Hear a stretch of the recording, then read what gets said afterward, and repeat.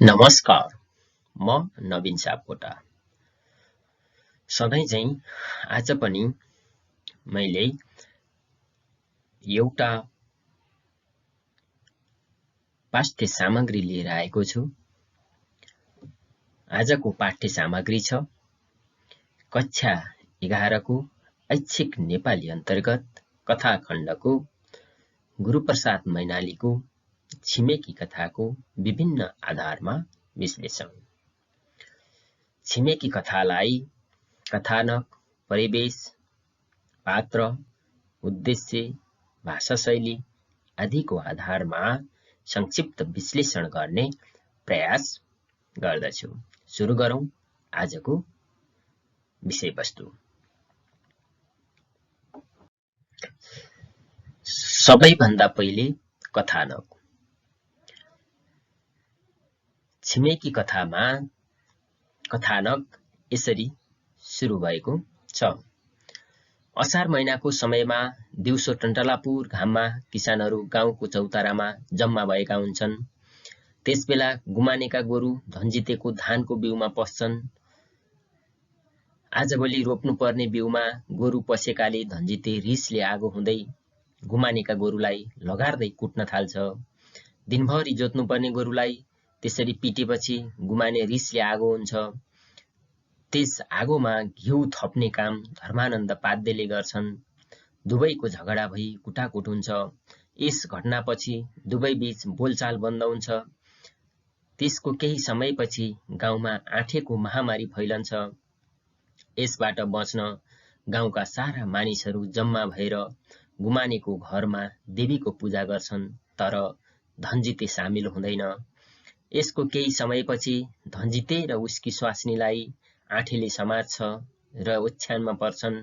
उनीहरूको स्याहार सुसार गर्ने र गाईबस्तुको स्याहार गर्ने त्यहाँ कोही पनि मानिस हुँदैन।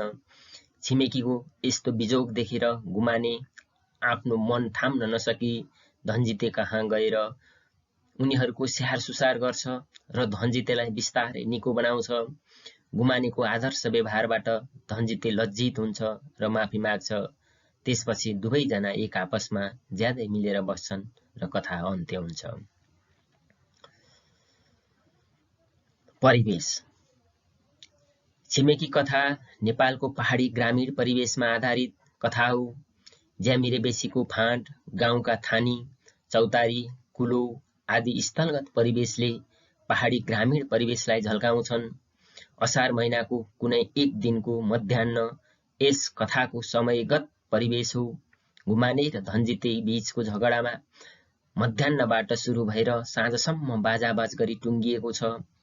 गाउँमा महामारी फैलिनुको कारण देवी देवताको रिस हो भन्दै देवी देवताको पूजाआजा भएको, गुमाने र धन्जितेका बीचको झगडा भई बोलचाल र आवतजावत बन्द भएको, धर्मानन्द पाध्ये जस्ता गाउँका ठुलाबडाले गरिब दुखीहरूको सामान्य खटपटमा मलजल गरेको जस्ता सन्दर्भबाट कथाकारले नेपाली पहाडी समाजको सांस्कृतिक परिवेशको चित्रण गरेको स्पष्ट हुन्छ।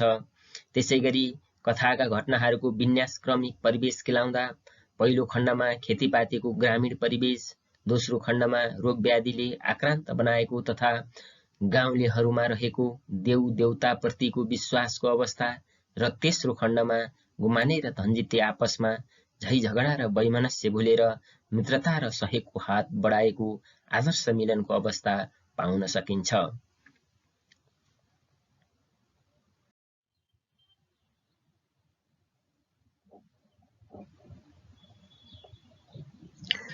उद्देश्य। छिमेकी कथाको उद्देश्यलाई यस प्रकार उल्लेख गरिएको छ। गुरूप्रसाद मैनालीले छिमेकी कथामा छिमेकी भनेका जिउँदाको जन्ती, मर्दाको मलामी जस्तै हुन्। एक अर्काको सहयोगी हुन्। एकको सहयोग अर्कालाई आवश्यक पर्छ। ढुङ्गाको भर माटो र माटाको भर ढुङ्गो जस्तै हुन्। एक आपसमा छिमेकी नभई बाँच्न कठिन हुन्छ। ससाना कुराहरूमा झगडा गर्नु हुँदैन। यस्ता झगडाहरूलाई सरल रूपमा तह लगाएर मिलाउनुको साटो धर्मानन्द पाध्ये जस्ता झगडा मच्चाएर तमसा हेरी मनोरञ्जन लिने पात्रहरू पनि समाजमा हुन्छन्। उनीहरूबाट सचेत हुनुपर्छ। एउटै सिरान गरेर सुत्ता कहिलेकाहीँ गोडा लागे झैं ओल्लो पल्लो घर गरेर रहँदा बस्दा कहिलेकाहीँ झगडा पनि हुन सक्छ। त्यसलाई ठुलो बनाएर छिमेकीले आफ्नो कर्तव्य बिर्सनु हुँदैन। छिमेकी भनेका दुःख सुखका साथी भएकोले आपद विपदको समयमा नै छिमेकीको महत्त्व हुन्छ भन्दै कथाकारले झगडा भएर बोलचाल बन्द भए पनि धनजिते बिरामी पर्दा गुमानेलाई हेरचाह र सहयोग गर्न लगाएर त्यही कुरालाई पुष्टि गर्न खोजेका छन्। गाउँमा आपसमा मिलेर बसेका छिमेकीका बीच झगडा मचाइदिएर मनोरञ्जन लिने धर्मानन्द पाध्य र मानव कर्तव्यबाट विमुख पार्न खोज्ने आशा मरु साउ जस्ता व्यक्तिहरूबाट सचेत हुनुपर्छ। पुरानो शत्रुतालाई बिर्सेर उच्च मानवीय गुणको विकास गरी समाजमा मेलमिलाप र सरसहयोगको भावना कायम राख्दै असल समाजको निर्माणको बाटो देखाउनु प्रस्तुत छिमेकी कथाको उद्देश्य रहेको छ। पात्र चरित्र चित्रण। छिमेकी कथा कथावस्तुसँग मेल खाने र सुहाउँदा थोरै पात्रहरूको चयन गरिएको कथा हो। यस कथामा प्रत्यक्ष र अप्रत्यक्ष दुई खालका पात्रहरूको चयन गरिएको छ। प्रत्यक्ष पात्रहरूमा गुमाने, धनजिते, धर्मानन्द पाध्य र आशामरु साउ रहेका छन् भने अप्रत्यक्ष पात्र अन्तर्गत धनजिते र गुमानेका श्रीमती तथा गाउँलेहरू पर्दछन्। यहाँ प्रमुख पात्र गुमाने र धनजितेको चरित्र चित्रण गरिएको छ। गुमाने। पूरा नाम गुमाने घरती रहेको गुमाने छिमेकी कथाको प्रमुख पात्र हो, जो खेतीपाती गरेर तथा फुर्सद भएको बेलामा साउको भारी बोकेर आफ्नो जीविकोपार्जन गर्ने निम्नवर्गीय अशिक्षित परिश्रमी इमान्दार व्यक्ति हो। गुमाने सरल सिधा र छक्का पञ्जा रहित सहयोगी, अरूको दुःखलाई टुलु हेरेर बस्न नसक्ने गतिशील पात्र हो। गाउँमा आँटे रोग फैलिएपछि त्यसबाट बच्न जान्ने बोलाएर देवीको पूजा गर्ने कार्यले देवी देवताप्रति विश्वास पनि रहेको छ भन्न सकिन्छ। धनजिते आफूमाथि आइलागेको कुरालाई बिर्सेर धनजिते र उसकी स्वास्नी बिरामी पर्दा हेरविचारमा जुट्ने मानव कर्तव्यतर्फ सचेत पात्रका रूपमा उसलाई चित्रण गर्न सकिन्छ। छिमेकी भनेका दुःख सुखको लागि चाहिने हो भन्ने बुझेको छ। आशामरु साउले पैसाको लोभ देखाएर काम गर्न लगाउँदा पनि उसले मानेको छैन। पैसा कमाउन छाडेर आफ्नो कर्तव्य पूरा गर्न अग्रसर भएको गुमाने सकारात्मक चरित्र भएको पात्र हो। दिनभरि काम गर्नुपर्ने, भारी बोक्नुपर्ने निम्नवर्गीय पात्रका रूपमा उभिएको गुमाने प्रारम्भमा रिसाहा देखिएको छ। उसले छिमेकीसँग झगडा गरेको भए पनि परेको बेलामा आफ्नो कर्तव्य पूरा गरेर त्यही छिमेकीको सेवा गरेको छ। गतिशील चरित्र भएको गुमानेकै माध्यमबाट कथाकारले आदर्शका कुराहरू वा कथाको मूल सन्देश व्यक्त गरेका छन्। यस अर्थमा गुमाने यस कथाको कथाकारको मुख पात्र पनि हो। समग्रमा गुमाने यस कथाको अनुकूल, गतिशील, निम्नवर्गीय प्रमुख पुरुष पात्र हो।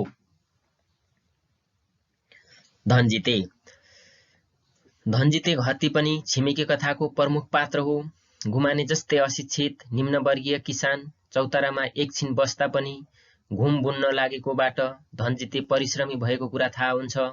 ऊ छिट्टै रिसाउने र आफूलाई रिसाएको व्यक्तिले गरेको पूजामा समेत सामेल नहुने स्वाभिमानी पात्रको रूपमा रहेको छ। गुमानेको गोरु आफ्नो खेतमा पसेर आजभोलि रोप्नुपर्ने बिउ खाएकोले त्यस अभूत निमुखा पशुलाई निर्घात कुटेर लगार्छ। पशुलाई माया गर्नुपर्छ भन्ने सोचाइ नभएको रिसा पात्रको रूपमा उसको चरित्र देखिन्छ। धनजिते चढ्दो उमेरको बलियो छ, उसमा बलको घमण्ड छ। उसले गुमानेलाई खुलामा लगेर पछारेको छ, तर आफ्नो परिवारलाई आँटीले भेटेपछि गुमानेले गरेको सहयोग देखेर आफूलाई अधम ठान्ने धनजिते भावुक स्वभावको छ। उसले गुमानेसँग माफी मागेको छ। गुमानेले सहयोग गरेपछि ऊप्रति कृतज्ञ भएको धनजिते गुमानेको छाया सरह बनेको छ। उसलाई सकारात्मक चरित्र भएको पात्रका रूपमा नै कथाकारले प्रस्तुत गरेका छन्। धनजितेको केन्द्रीयतामा कथाको विषय अगाडि बढेको छ, त्यसैले ऊ बद्ध पात्र हो। प्रारम्भमा रिसाहा घमण्डी देखिएको धनजिते पछि परिवर्तित चरित्रको देखिएको छ। यसबाट ऊ गतिशील चरित्र भएको पुष्टि हुन्छ।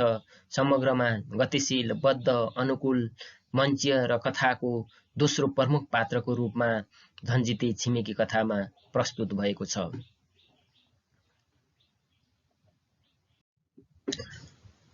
शीर्षक सार्थकता। छिमेकी सुप्रसिद्ध प्रथम आधुनिक सामाजिक यथार्थवादी कथाकार गुरुप्रसाद मैनालीद्वारा लेखिएको सामाजिक कथा हो।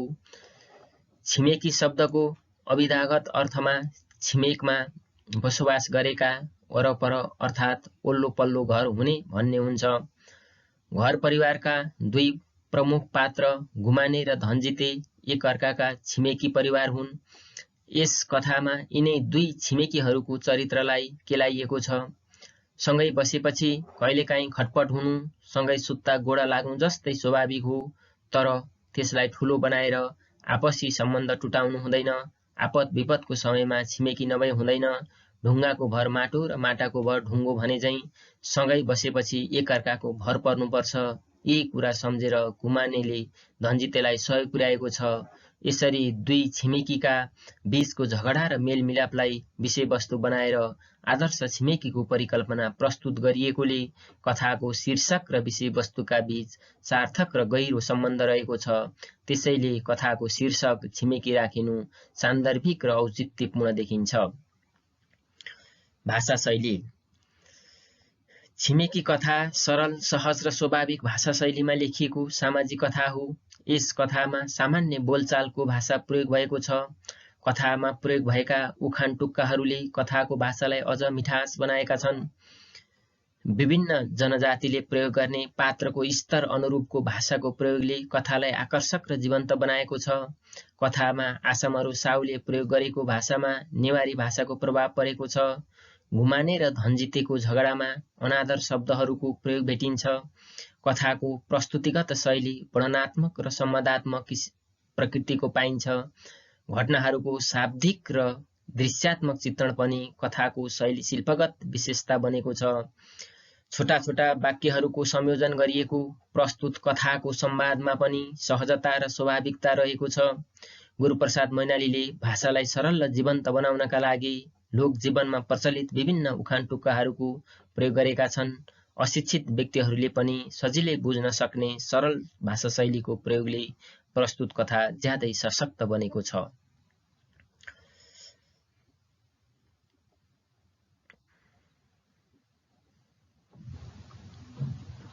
धन्यवाद।